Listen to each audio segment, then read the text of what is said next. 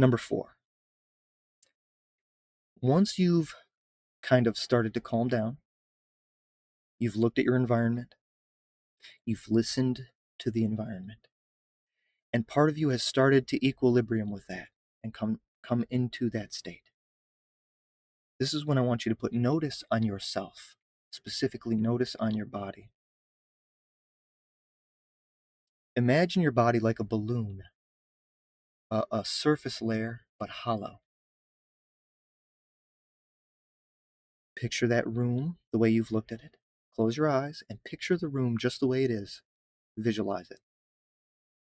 And then visualize yourself sitting there like a balloon, hollow, full of energy, sitting there. And what you want to do is equalize the energy inside with the energy outside.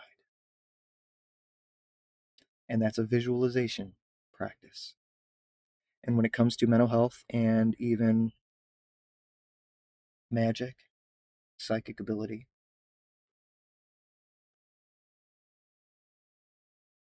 simple notice, simple acknowledgement, and visualization are some of the most powerful tools in the entire universe.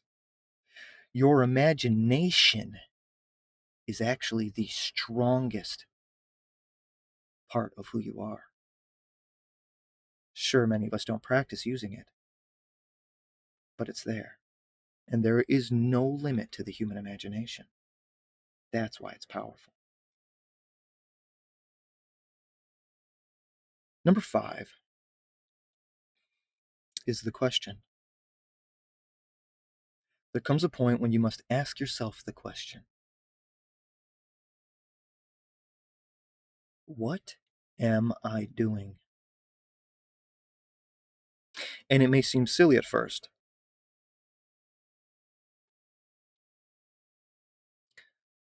You feel like, first of all, I have the answers. I'm sitting quietly, I'm trying to calm down, I'm meditating. But that's not what we're looking for. What are you doing in this moment? Now that you've done those things, now that you're calmer, now that you're in that state of meditation, now that you're sitting there in silence and trying to absorb and observe it, what are you doing with your energy? Are you resisting it because you don't want to be alone? Are you accepting it? Are you struggling to relax? Is it coming to you easily?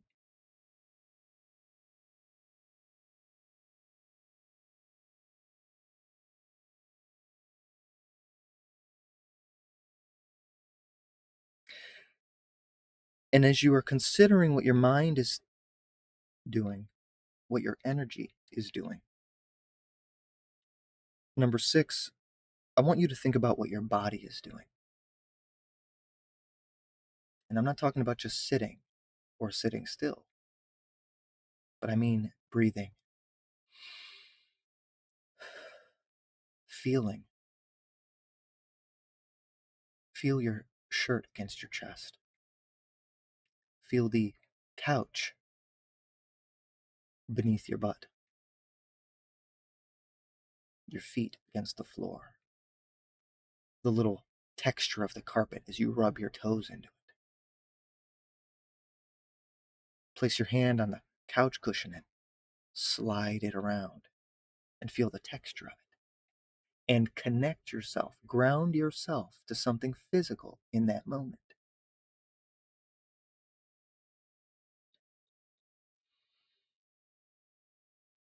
Now, as I mentioned before,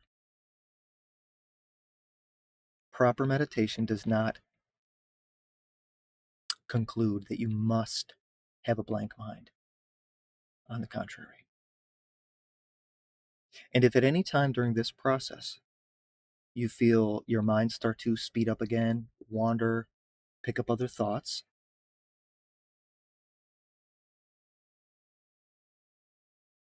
I want you to gently bring yourself back to what's happening around you and start the process over again if you have to. Take a look around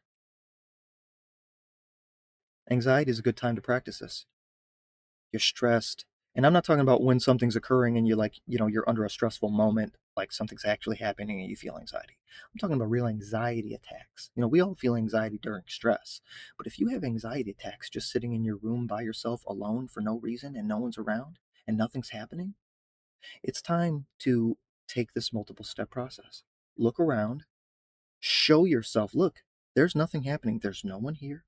There's no one coming for me. There's no reason to be stressed. Talk yourself into a healthier state of mind. Take the time to talk to yourself and talk yourself into a better state of mind. Show yourself it's okay.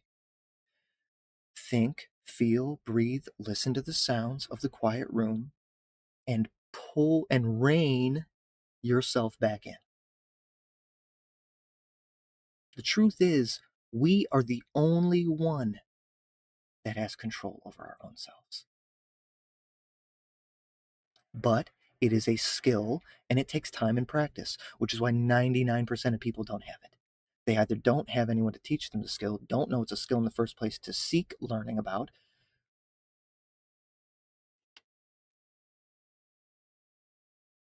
or just don't get it.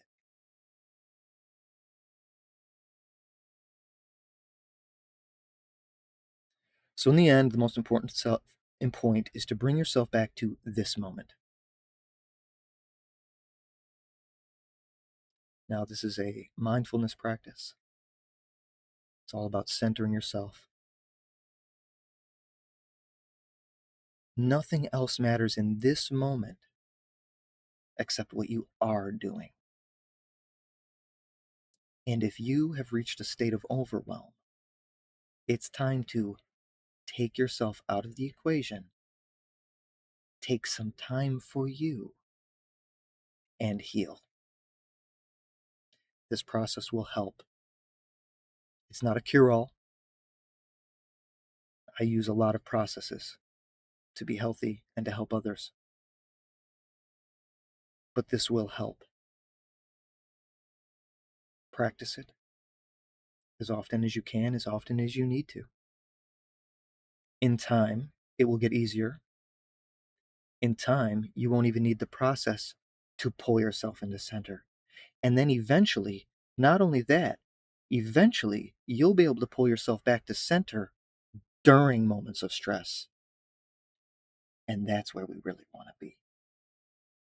Because the truth is, everybody's waiting for, oh, I hear people all the time, oh, when things are right, I'll do that, or we'll link up or whatever. Things are never going to be right. You people need to quit waiting. Life is war. To live is war. And to fight against it, to stand up against it's divine. There will always be obstacles. And when you overcome that one, you're just going to discover the one right behind it. People are, I'm just waiting for a break. Don't ask that, man. I asked the universe for a broke. Excuse me, I asked the universe for a break. And it broke me.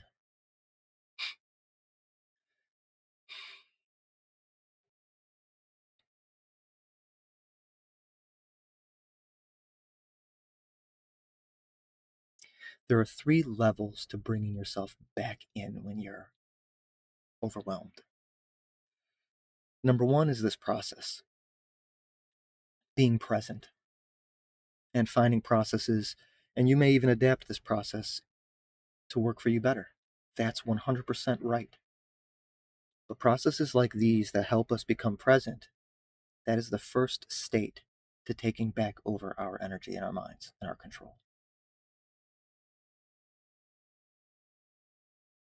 The second state, which we're not going to get into today, both on a spiritual or psychological level, is when we start to notice who is aware. Who is the being that is aware within you, aware of what is going on? Like I said before, you are a singular living frequency, a piece of life, a singular frequency of the life spectrum. Emotions and other people are other frequencies. We take on and embody these other frequencies from the universe, and we think they are us.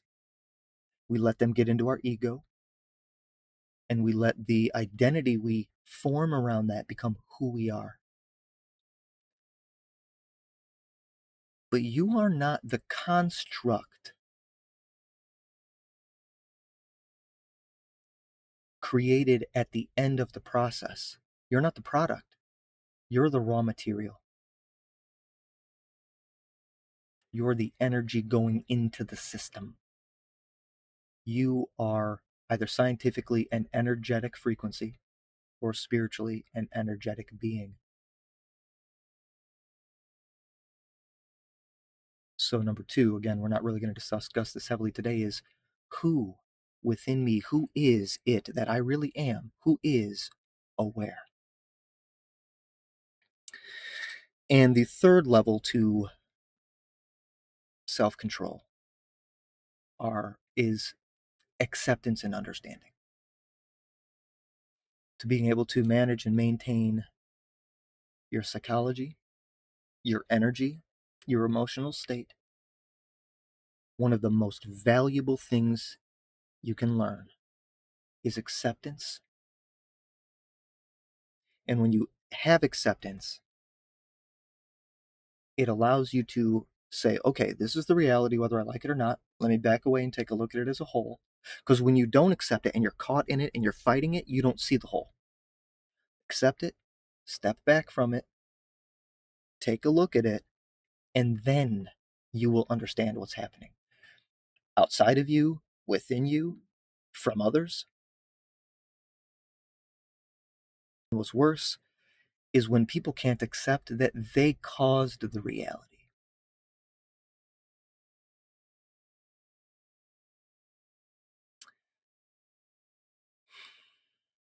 But you know what? You're right, you did cause the reality. And only you can change it again. The power resides in us.